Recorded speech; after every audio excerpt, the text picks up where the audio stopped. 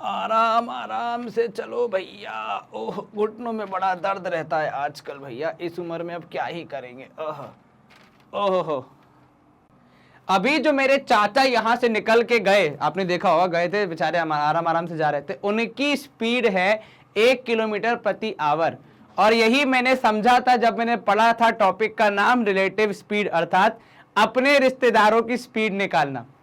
घटिया जोक पता है, लेकिन स्वागत है आपका माइंड ब्रेन्स में। मैं हूं आपका maths mentor Rahul. Good morning, good afternoon, good evening, whenever you are enjoying this session. Students, mind brains एक ऐसा प्लेटफॉर्म है जो कि आपको किंडरगार्टन से लेकर 12 तक का सारा एजुकेशन प्रोवाइड कराता है, वो भी एब्सोल्युटली फ्री ऑफ कॉस्ट। ठीक है, आप हमारे सारे लेक्चर्स और वीडियोस देख सकते हैं हमारे यूट्यूब चैनल से, या फिर वेबसाइट से, या फिर हमारी ऐप से भी। इन तीनों में से किसी भी माध्यम को कितने भी दिनों तक देखो, आपको कुछ भी पे करने की जरूरत नहीं पड़ती है।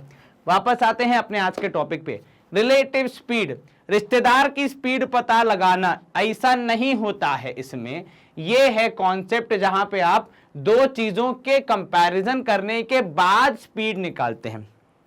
क्योंकि आप स्पीड को यदि देखते हैं तो अगर आप ऐसा कुछ है, ऐसे कुछ किसी मूवमेंट में है जहां पे दोनों चीजें मूव कर रही हैं, तो स्पीड जो है वो किसी और तरीके से आपको दिखती है। जैसे फॉर एग्जाम्पल, जब आप ट्रेन से जा रहे हो, ठीक है, आपने सबने कभी ना कभी ट्रेन या बस की जर्नी की होगी, तो जब आप देखते हैं कि दो ट्रेनें एक दूसरे के अपोजिट डायरेक्शन में जाती हैं, तो आपको लगता है कि अरे वाह, ये तो कितनी जल्दी क्रॉस कर गई।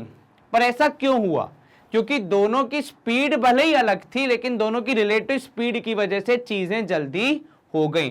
तो रिलेटिव स्पीड का कॉन्सेप्ट कुछ इस तरीके से काम करता है कि जब आप दो मूविंग ऑब्जेक्ट्स को आपस में कंपेयर करके निकालते हैं स्पीड, ठीक है, क्योंकि दोनों ऑब्जेक्ट्स के मूवमेंट के हिसाब से स्पीड वैरी हो जाती है ओवरऑल।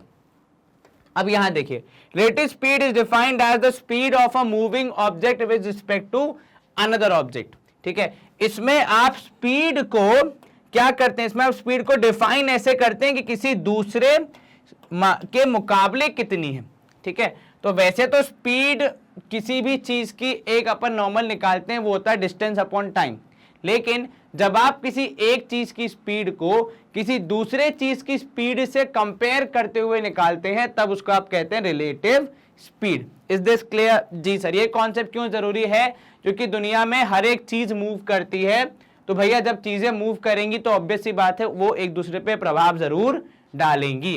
अब इसमें डिफरेंट तरीके के केस बनते हैं, मूलतः ये दो केस बनते हैं जो कि आपको बहुत अच्छे से समझने हैं। एक, जब चीजें मूव कर रही हैं सेम डायरेक्शन में, ठीक है, जब आप सेम डायरेक्शन में मूव कर रहे हैं तब आपकी जो रिलेटिव स्पीड होती है, तब आपकी जो रिलेटिव स्पीड होती है वो होता है डिफरेंस ऑफ द स्पीड्स। ठीक है, एक एग्जांपल देता हूं, चोर पुलिस। ठीक है, अब अगर पुलिस चोर को पकड़ रही है, अगर पुलिस चोर को पकड़ रही है, चोर की गाड़ी की स्पीड है मान लो 60 किलोमीटर प्रति आवर, ठीक है, और पुलिस की गाड़ी की स्पीड है मान लो 50 किलोमीटर प्रति आवर। भाई भाग तो पुलिस भी बहुत तेज रही है, भाग तो चोर भी बहुत तेज रहा है, लेकिन क्या सिर्फ 50 किलोमीटर प्रति आवर की स्पीड से भागने पर पुलिस उसको पकड़ पाएगी? नहीं। ऐसा क्यों होगा? क्योंकि सर जैसे जैसे पुलिस अपना कार्य करती जाएगी, अपनी स्पीड में आगे बढ़ती जाएगी, वैसे वैसे चोर भी आगे बढ़ते जाएगा। इनफैक्ट अगर मैं दोनों की स्पीड बराबर भी कर दूं तब भी पुलिस चोर को नहीं पकड़ पाएगी, क्योंकि दोनों के बीच में कुछ ना कुछ गैप तो होगा ही, है कि नहीं? तो अगर आप यहां पे देखेंगे तो बेसिकली क्या होगा, पुलिस चोर को तब तक नहीं पकड़ पाएगी जब तक वो उसकी स्पीड से पार ना निकल जाए। ठीक है, यहां पे ऐसा क्यों होता है? क्योंकि यहां पे जो आप रिलेटिव स्पीड देखोगे पुलिस और चोर की, उसका मामला पड़ जाता है। क्लियर है ये बात? क्यों होती रिलेटिव स्पीड यहां पे? क्योंकि भैया जो भी कार या जो भी डिस्टेंस पुलिस कवर कर रही है, चोर अपनी स्पीड से उस डिस्टेंस को काट दे रहा है। Is this clear? जी, ये समझ में आ गया? हाँ जी। ऐसे ही जब आप देखते हैं कि दो ट्रेनें एक दूसरे के साथ चलती हैं, ठीक है, एक दूसरे के ही दिशा में चलती हैं, तो आपको ऐसा लगता है कि बहुत धीरे धीरे चल रहे हैं। क्यों? क्योंकि आपके समकक्ष वाली गाड़ी भी चल रही है, तो आपको समझ में नहीं आता है कि भैया हम कितनी दूरी तय कर पाए हैं। Is this clear? जी। और अब अगर आप एक ही डायरेक्शन में जाने के बजाय अपोजिट डायरेक्शन में जाएंगे तो क्या होगा, तो सर आपकी स्पीड का सम हो जाता है। तो सेम डायरेक्शन में डिफरेंस, क्योंकि आप एक दूसरे का डिस्टेंस, एक दूसरे की मेहनत को काट रहे हैं। अपोजिट डायरेक्शन में एडिशन, क्योंकि आप एक दूसरे को सपोर्ट करते हैं। फॉर एग्जाम्पल, अगर किसी ब्रिज पे, किसी पुल पे कोई दो दोस्त मिलने जा रहे हैं, दोनों अपोजिट डायरेक्शन में खड़े हैं, तो वो जब एक दूसरे की तरफ चलना शुरू करेंगे तो जल्दी से दूरी तय कर पाएंगे, क्योंकि वो एक दूसरे को सपोर्ट करेंगे। भाई दूरी तो उतनी है, तुम भी चलो मैं भी चलता हूं, मिलके तय करेंगे तो जल्दी काम हो जाएगा। ठीक है, तो यहां पे ऐसा कुछ मामला बनता है। चलिए अब यहां आपको एक और चीज देखनी है, केस 3। जब एक ऑब्जेक्ट स्टेशनरी होता है और दूसरा वाला मूविंग होता है, तो जो मूविंग वाले की स्पीड होती है वही आपकी रिलेटिव स्पीड बन जाती है। Is this clear? जी सर। तो चलिए इस पूरे हम यहाँ पे थ्योरी हमने देख लिया। 3 केस। पहला, जब आप सेम डायरेक्शन में जा रहे हैं तो आपकी रिलेटिव स्पीड क्या हो जाती है, एक दूसरे को माइनस करने पे जो बचेगा वो ऐसा, इसीलिए क्योंकि जब आप एक डायरेक्शन में जा रहे हैं तो एक दूसरे के मेहनत को, एक दूसरे के डिस्टेंस को जो आपने कवर किया वो आप काट देते हैं, बेसिकली कट कर देते हैं। ठीक है, कि अच्छा उसने भी 50 किलोमीटर कर लिया, मैंने भी कर लिया, लेकिन बीच का जो गैप है वो तो फिक्स ही है। तो जब तक स्पीड एक की ज्यादा नहीं हो जाती तब तक मामला ऐसे ही चलता रहेगा। चलिए दूसरा होता है ए सेम डायरेक्शन के बाद अपोजिट डायरेक्शन, उसमें स्पीड हो जाती है ऐड। और तीसरा, जब एक स्टेशनरी है दूसरा मूविंग है तो फिर जो मूविंग वाला है उसकी स्पीड ही हो जाएगी आपका answer. Distance covered by a moving object, train etcetera, x metres long passing a stationary object of negligible length is x metres. अब ये समझो, ये क्वेश्चन आपको आते हैं जहां पे आपको दिया होता है कि एक इलेक्ट्रिक पोल है जिसको एक ट्रेन क्रॉस कर रही है। अब देखो, क्रॉस करने का मतलब ये नहीं होता है कि आपका केवल इंजन पार निकल जाए ना, ट्रेन क्रॉस करने का मतलब है पूरी की पूरी ट्रेन आपकी पार निकलनी चाहिए। तो जब अब ट्रेन अपने बराबर, अपनी लेंथ के बराबर डिस्टेंस ट्रैवल करेगी, अपने लेंथ के बराबर डिस्टेंस ट्रैवल करेगी, तभी वो उस इलेक्ट्रिक पोल को पार कर पाएगी। ठीक है, अब यहां पे देखो, distance covered by a moving object x metres long passing a stationary object platform या bridge which is y metre long. अब देखो यहां पे जब आप ये वाले प्रॉब्लम की बात करते हैं, भैया इलेक्ट्रिक पोल वगैरह बहुत पतला होता है, नेग्लिजिबल होता है। ठीक है, तो उसका हम कुछ ऐड नहीं करते। लेकिन जब आपका मूविंग ऑब्जेक्ट किसी बड़े से स्टेशनरी प्लेटफॉर्म को, किसी बड़े से स्टेशनरी ऑब्जेक्ट को पार कर रहा होता है, तो दोनों की लंबाई को जोड़ के डिस्टेंस कवर करना पड़ता है। ऐसा क्यों सर? क्योंकि सर ये देखिए, ये रहा प्लेटफॉर्म और ये हैगी ट्रेन। ठीक है, अब अगर ट्रेन को बोला है कि आपको प्लेटफॉर्म पार करना है, तो आप कब कहोगे जब कि ट्रेन ने प्लेटफॉर्म पार कर दिया? जब ट्रेन का आखिरी डब्बा प्लेटफॉर्म के आखिरी हिस्से को पार कर जाए। तो ट्रेन को अपनी पूरी दूरी निकालनी है और प्लेटफॉर्म की भी पूरी दूरी निकालनी है, तब आप कहोगे कि भैया ट्रेन ने प्लेटफॉर्म को पार कर दिया। ठीक है, तो उस केस में ट्रेन की स्वयं की लंबाई और जो प्लेटफॉर्म है उसकी भी लेंथ वहां पे ऐड हो जाती है। बिकॉज कंप्लीट, आप कहते हैं ना, कंप्लीट क्रॉसिंग कब होगा? जब प्लेटफॉर्म का लास्ट पॉइंट एंड ट्रेन का लास्ट पॉइंट दोनों क्रॉस हो जाएंगे। When you cross the last point of platform as well as the train, इसलिए दोनों का ऐड हो जाएगा। क्लियर है ये बात? जी सर। चलिए अब यहां पे देखते हैं, if two moving objects of length x and y are moving in the same direction or opposite direction at speed of meter per second and b meter per second respectively, then the time taken कितना होगा? तो अगर मान लीजिए आपकी दो objects हैं, ठीक है, जिनकी लंबाई है x और y, ठीक है, अब वो अगर सेम डायरेक्शन में जाएं या अपोजिट डायरेक्शन में जाएं, ठीक है, उनकी स्पीड a और b है। ठीक है, मान लीजिए दो ट्रेनें एक दूसरे को क्रॉस कर रही हैं। ठीक है, अब वही डिपेंड करता है कि आपका टाइम कितना लगेगा इस केस पे कि वो किस डायरेक्शन में जा रही हैं। यदि सेम डायरेक्शन में जा रही हैं तो आपकी रिलेटिव स्पीड माइनस करने पे आ जाएगी, यदि अपोजिट डायरेक्शन में जा रहे हैं तो प्लस करने पे आ जाएगी। तो दोनों ऑप्शन आपके पास अवेलेबल हैं। डिस्टेंस कितना होता है? डिस्टेंस दोनों ही केस में फिक्स रहेगा, दोनों की लेंथ का सम। ठीक है, ध्यान से सुनना, हमने क्या बोला, टाइम आपको निकालना है कि वो एक दूसरे को क्रॉस कब करेंगे। तो देखो डिस्टेंस दोनों ही केस में, चाहे अपोजिट में जा रहे हो चाहे सेम डायरेक्शन में जा रहे हो, एक दूसरे की लेंथ होता है, ठीक है, उनका एडिशन। लेकिन स्पीड जो होती है वो डिपेंड करती है सिनेरियो पे कि आप सेम डायरेक्शन में जा रहे हैं तो माइनस करके आएगी, और अपोजिट में जा रहे हैं तो प्लस करके आ जाएगी। मान लीजिए आपका डिस्टेंस क्या x प्लस वाई है ना, तो डिस्टेंस हो जाएगा x plus y. In case of same direction it would be a minus b, assuming a is bigger than b। ठीक है, in opposite direction it would be x plus y upon a plus b। ठीक है, is this clear? जी sir, चलिए बहुत बढ़िया। हाँ जी sir, ये तो आराम से हो जाएगा। बस ऐसे ही बेसिक कॉन्सेप्ट है जो आपको याद रखने, और आपका काम बड़ी आसानी से हो जाना चाहिए। चलो अब देखो एग्जांपल 1 क्या बोल रहा है। A train 120 metre long is running at 108 kilometre प्रति hour. How long will it take to cross a lamp post? Lamp post negligible length, तो डिस्टेंस कितना हो जाएगा सर? डिस्टेंस हो जाएगा 120 मीटर। चाहे तो आप ब्रैकेट में लिख सकते हैं lamp post has negligible length, lamp post has negligible length. ठीक है, चलिए अब आ जाते हैं आपके स्पीड पे, क्योंकि आपको टाइम पता लगाना है। तो स्पीड है देखो 108 किलोमीटर पर आवर, पर ये हमारे काम की नहीं है इतनी, क्योंकि डिस्टेंस आपका मीटर में है। तो इसको आप क्या करोगे, इसको आप चेंज करोगे, तो 108 इंटू 5/18 अपन को करना पड़ेगा। And if I am not wrong 18 सिक्सा होता है, एक बार चेक करो।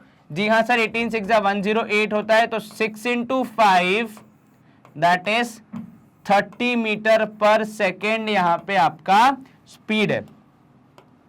सर 18 1 यहाँ पे आप देखोगे तो 18 6 6 5 6 8 48, 8 यहाँ 4 ऊपर, 6 1 6 7 8 9 10। जी हाँ बिल्कुल, तो आपकी स्पीड हो गई, डिस्टेंस हो गया। अब आपको टाइम निकालना है, तो टाइम का फंडा क्या रहेगा sir? Time would be distance upon relative speed. यहाँ पे क्योंकि लैम्प पोस्ट नेग्लिजिबल लेंथ का है और स्टेशनरी है, तो आपकी relative speed would be equal to actual speed. तो यहाँ पे आप लिख दोगे t equal to d upon s, that is 120 divide by 30। कितना हो जाएगा ये सर? ये हो जाएगा 4 सेकेंड्स। ठीक है, तो यहां पे आप ब्रैकेट में ये भी लिख सकते हो कि since one object is stationary, one object is stationary, stationery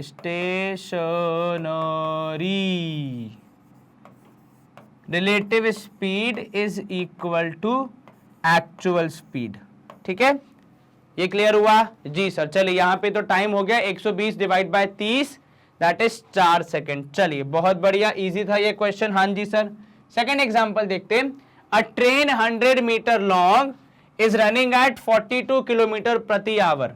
how long does it take to cross a platform 160 metre long? अब यहाँ पे देखो डिस्टेंस कितना हो जाएगा। देखो डिस्टेंस हो जाएगा सर, ट्रेन को अपना पूरा लास्ट पॉइंट पार करना पड़ेगा 100 मीटर, मतलब उतनी दूरी तय करनी पड़ेगी कि उसका लास्ट पॉइंट निकल जाए, प्लस उसको प्लेटफॉर्म का भी लास्ट पॉइंट पूरा क्रॉस करना पड़ेगा। तो ये हो जाएगा प्लस 160 इक्वल्स टू यहाँ पे हो जाएगा 260 metres.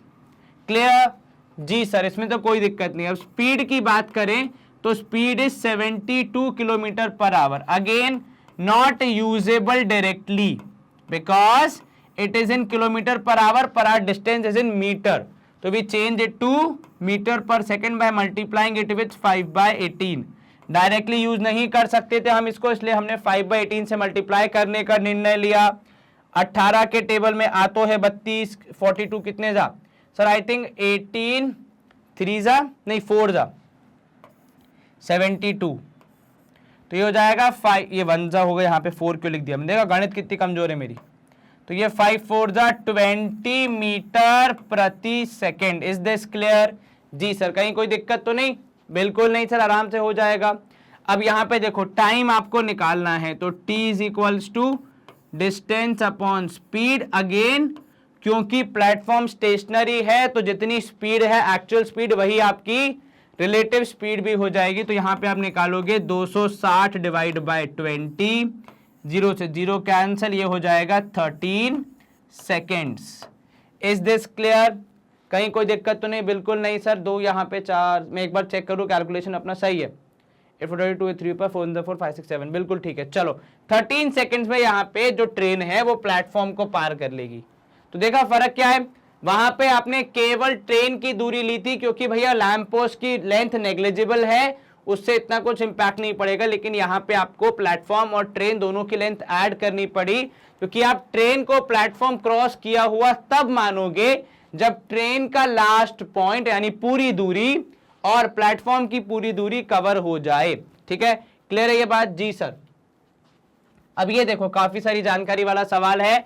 A train running at 80 kilometre per hour leaves Lucknow station at 9 AM, ठीक है, and another train running at 100 kilometre per hour leaves Lucknow station in the same direction at 11 AM, ठीक है। How many kilometres from the Lucknow station do they meet?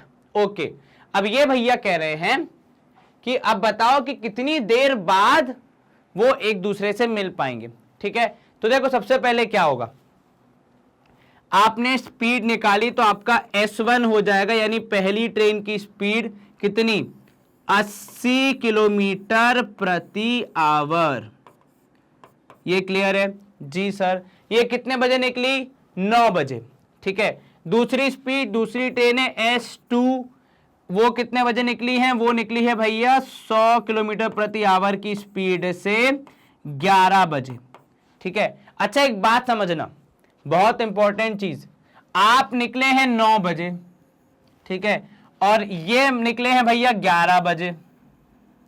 अब 9 बजे से लेकर 11 बजे तक आपकी जो पहली वाली ट्रेन है वो तो अपना कार्य कर रही थी, लेकिन दूसरी वाली ट्रेन चुपचाप बैठी हुई थी।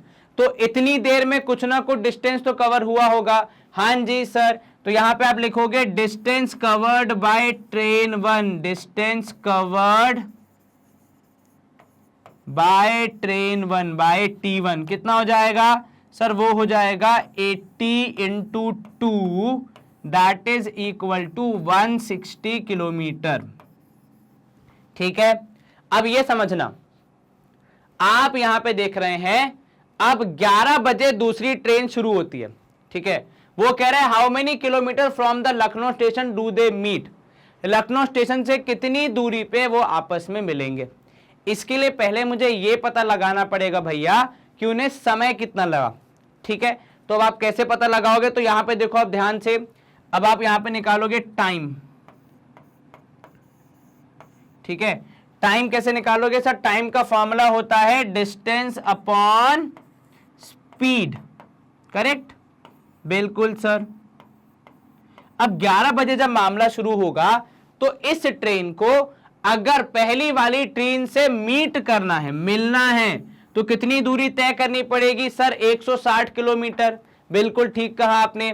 तो ये हो गया 160 डिवाइड बाय स्पीड कितनी होगी सर? क्योंकि दोनों सेम डायरेक्शन में जा रहे हैं तभी तो एक दूसरे से मिल पाएंगे, तो आपकी रिलेटिव स्पीड हो जाएगी 100 माइनस 80। ठीक है, चलिए, तो ये हो जाएगा 160 डिवाइड बाय 20, 0 से 0 कैंसल, और ये हो जाएगा आपका कितना? तो सर ये हो जाएगा, अगर आप देखोगे ऐसे तो 2, 0 से 0 कैंसल, 8 आएगा आंसर। बिल्कुल सर। तो क्या मैं बोल दूं कि 8 घंटे बाद मिलेंगे? Is that possible? Is that correct answer? क्या आपको इसमें कोई डाउट आ रहा है? नहीं सर। अब देखो ध्यान से सुनना, अब आप में से कुछ लोग सोचेंगे कि सर अगर ये दोनों 8 घंटे बाद मिल रहे हैं, अगर ये दोनों 8 घंटे बाद मिल रहे हैं, तो गुरुजी क्या 8 घंटे में इस ट्रेन ने कोई दूरी नहीं तय करी है? आपने तो सीधे 160 ले लिया, उसके बाद तो कुछ लिया ही नहीं।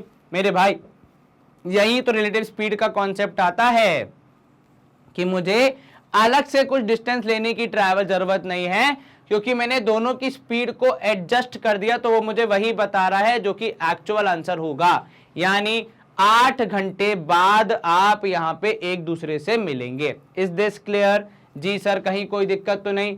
बिल्कुल नहीं सर, आपको समझ में आ गया? हाँ जी सर। अब मुझे एक बात बताओ, अगर आपका टाइम है 8 घंटे तो स्टेशन से कितनी दूरी होगी? तो सर ये देखिए आपका डिस्टेंस हो जाएगा, therefore distance from Lucknow, distance from Lucknow कितना हो जाएगा? सर 100 की स्पीड से ट्रेन चल रही थी, 8 घंटे चली है, तो हम कहेंगे 800 किलोमीटर। वेरी गुड, ठीक है, बहुत बढ़िया। लेकिन सर अगर हम पहले देखें तो 80 की स्पीड से 8 घंटे चलेगी तो भैया सर वो तो 640 ही होगा। अरे तो मेरे भाई वो पहले 160 तो कवर कर चुकी है ना। ये 8 घंटे आपके 11 AM से शुरू होंगे, इस बात का ध्यान रखना। बहुत लोग इसमें इसलिए कंफ्यूज हो जाते हैं, ठीक है, कि 11 बजे से लेकर अगले 8 घंटे में वो दूसरी वाली ट्रेन पहली वाली ट्रेन को पकड़ पाएगी। ये क्लियर होगा आपका यहाँ पे डाउट? कहीं कोई दिक्कत तो नहीं? बिल्कुल नहीं सर। तो डिस्टेंस फ्रॉम लखनऊ हो जाएगा 100 किलोमीटर की स्पीड से चल रही है ट्रेन, 8 घंटे चली है तब जाके पकड़ पाई है, तो 800 किलोमीटर का डिस्टेंस तय हुआ होगा।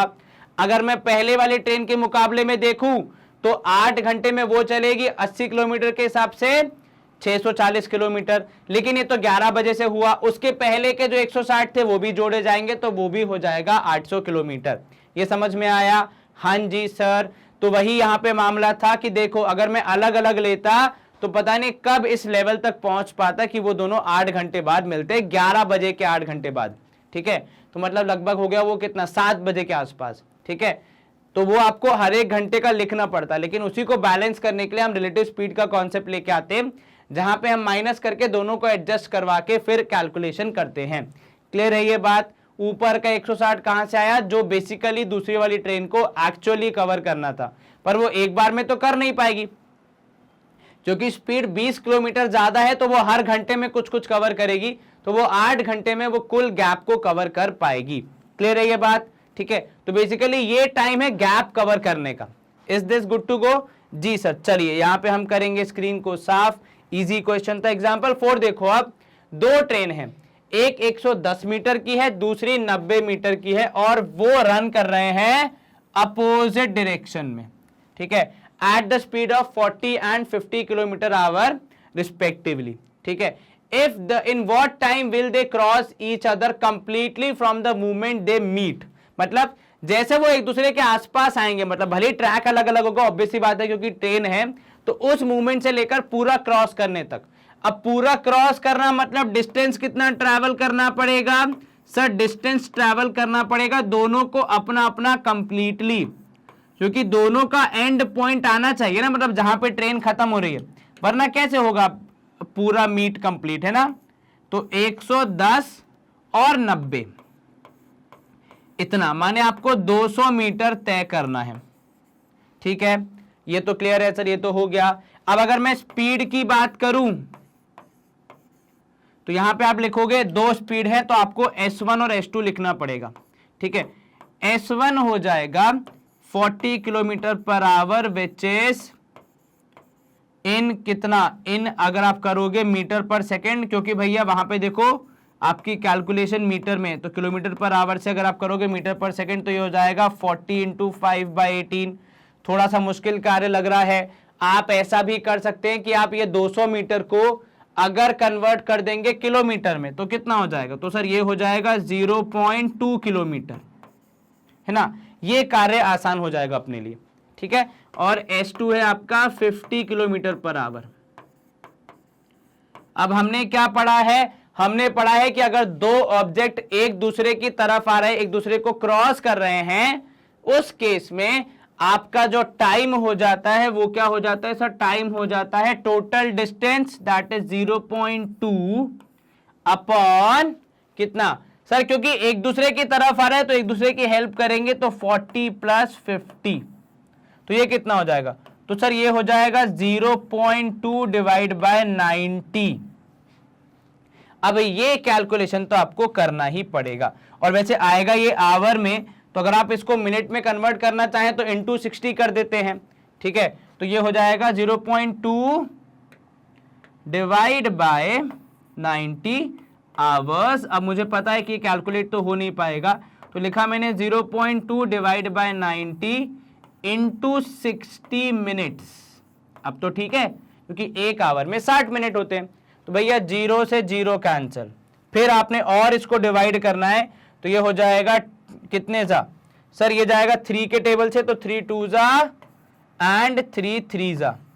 अब 0.2 इंटू 2 करना है, तो 2 2 जा 4, लेकिन डेसिमल तो अब भी लगेगा, है कि नहीं सर? बिल्कुल सर। तो ये हो जाएगा 0.4 डिवाइड बाय 3 मिनट्स। आप चाहे तो मिनट को आप सेकंड में कन्वर्ट कर दीजिए, कोई दिक्कत नहीं है, क्योंकि भैया हमें तो जितना सटीक आंसर मिलेगा उतना बेहतर है। तो इंटू 60 डिवाइड बाय 3 सेकेंड्स। कुछ लोग बोलेंगे सर मैं यहीं पे अगर 3600 से मल्टीप्लाई कर दूं, तो भैया देश स्वतंत्र है, मर्जी आपकी है, कोई दिक्कत नहीं, आपको कोई मना नहीं करेगा। तो ये 3 1 जा 3 2 जा, तो ये अब आप 0.4 को जब 20 से मल्टीप्लाई करोगे तो आपका आंसर आएगा 8 सेकेंड्स। ठीक है, आप चाहें तो यहीं पे इंटू 3600 करके करेंगे, तब भी आपका आंसर 8 सेकेंड ही आएगा। कुछ चीजें कैंसिल होगी, कुछ मल्टीप्लाई होंगी, तो आंसर तो वही रहेगा, कुछ खास फर्क नहीं पड़ेगा उसमें। ठीक है, पर आपको बाकी सारी कैलकुलेशंस अपनी सही रखनी है, किसको किससे कहां मल्टीप्लाई करना है, कैसे डेसिमल लगेगा, वो सब आपको पूरा ध्यान रखना है। ठीक है, कहीं कोई दिक्कत तो नहीं? बिल्कुल नहीं सर, आराम से हो गया। चलिए यहां पे आप कर सकते हैं स्क्रीन को क्लियर। अच्छा, 3600 कहां से आया वो भी ध्यान रखना कि सर एक आवर में अगर हम देखेंगे तो 3600 सेकेंड्स ये होते हैं, क्योंकि एक आवर में 60 मिनट और फिर 60 का हो जाता है भैया वो कितना सर, 60 का हो जाएगा वो, अगर आप देखेंगे अपन तो 60 और 60 3600। ठीक है, चलिए चीजें कैंसिल करना मत भूलना, कहीं कुछ 19-20 हो गया दिक्कत हो जाएगी, फिर बाद में मेरे को बोलोगे कि सर आपने तो ऐसा बोला था। चलिए ये हो जाएगा अपना पूरा मामला यहाँ पे समाप्त। हम करेंगे स्क्रीन को क्लियर। तो कितना बोला अपन ने, 8 सेकंड में दोनों ट्रेनें एक दूसरे को क्रॉस कर जाएंगी। ठीक है, चलो एग्जाम्पल 5 देख लो। अब ये क्या कह रहे हैं कि भैया दो ट्रेनें हैं, ठीक है, जो कि सेम डायरेक्शन में जा रही हैं। ठीक है, सेम डायरेक्शन मतलब सर रिलेटिव स्पीड हो जाएगी माइनस करने पे आने वाली। ठीक है, माइनस करना पड़ेगा, आप ये ध्यान रखना। ठीक है, ऐसे अगर आपके दिमाग में क्लिक नहीं हो रहा है तो फिर दिक्कत होगी, है ना? तो वरना समझ लो कॉन्सेप्ट में कुछ क्लैरिटी नहीं है, कुछ तो दिक्कत है। The length of the first train is 130 metre and the time to cross each other is 25 second from the time they meet. Find the length of the second train. चलो सबसे पहले अपन शुरू करेंगे यहां से कि let the what sir, let the length of second train be a metres. Let the length of second train be कितनी सर, ए लिख लेते हैं, ए मीटर्स। चलिए आपकी बात हमने यहां पे मानी कि इसको हम ए मीटर्स लिख लेते हैं। चलिए इसको थोड़ा सा हाईलाइट भी कर देते हैं भैया, अब अपने पास अच्छे अच्छे कलर से तो क्यों ना करें। चलिए ये बात मामला सामने आ गया, बिल्कुल सर। चलिए बहुत बढ़िया। अब यहां देखो डिस्टेंस कितना हो जाएगा, पहले मुझे ये बताओ सर। डिस्टेंस हो जाएगा, अगर मैं यहां पे देखूं टोटल डिस्टेंस तो 130 पहली वाली का, ए दूसरी वाली का।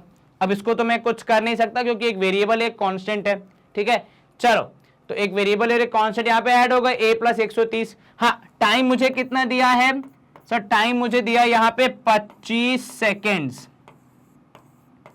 ठीक है, ये मीटर्स में है, ये सेकंड में। अब आपको यहाँ पे स्पीड भी पता होनी चाहिए, लेकिन स्पीड यहाँ पे कैसी होगी सर, रिलेटिव वाली, रिश्तेदार वाली। तो वो कितनी हो जाएगी, तो सर वो हो जाएगी s1 माइनस s2। तो आप देखोगे relative speed equals to s1 minus s2, that is 126 minus 90।